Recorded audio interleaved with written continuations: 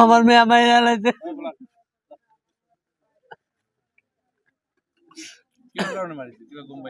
এমনি মারে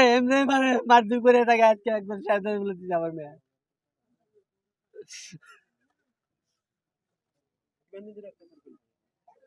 আগে পিছে আরো অত্যাচার করেছে নাকি? আগে অত্যাচার করতে আরো 7 বছর ধরে মেয়ে বিয়ে দিচ্ছি আমি তো অত্যাচার করিয়া থাকে তারপরে নিয়ে রাগি আমি ওই আজকে সকালে আমাকে ফোন দিছে আহ আমি আমার মেয়ে আমার বাচ্চা দিয়ে দাও তাতে মা চাকরিতে গাও দাও বলে মারছে মেয়ে কি চান আপনি? হ্যাঁ এই যে কি বিচারে আপনি? বিচার আমার নিজ বিচার তাই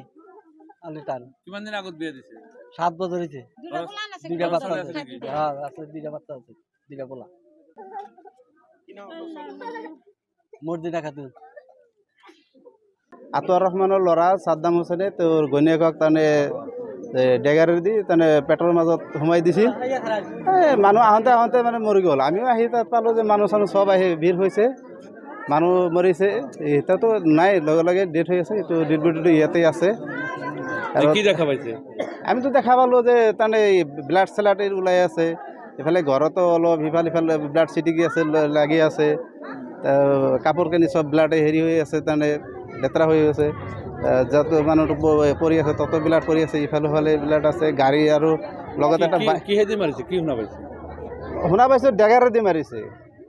ডেগাৰে দি সোমাই দিছোঁ কাৰণটো এতিয়া সিহঁতৰ ঘৰৰ বাহিৰে কিবা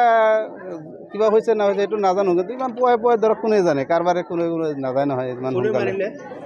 তেওঁৰ হাজবেণ্ডে কি নাম? সাদ্দাম হুছেইন মাৰিলে তেওঁৰ ঘৈণীয়েকক না ঘৈণীয়েকৰ নাম নাজানো গাঁওখনৰ নাম চৰদিকজনী নাই নাই এইফালে বৌনিকক মাৰিছে আৰু আমি আহি পালোঁ গাড়ী এটা গ্লেমাৰ গাড়ীখন ভাঙি চুৰি ইয়াতে থৈ দিছে গাড়ীটো তেখেতৰে এতিয়া পলাতক মানে পলাতক বুলি শুনিছিলোঁ এতিয়া অলপ শুনা পাই আছোঁ যে থানাত বোলে গৈছে এতিয়া সঁচা মিছা নাজানো চাৰেণ্ডাৰ কৰিছে বোলে শুনা পাই আছোঁ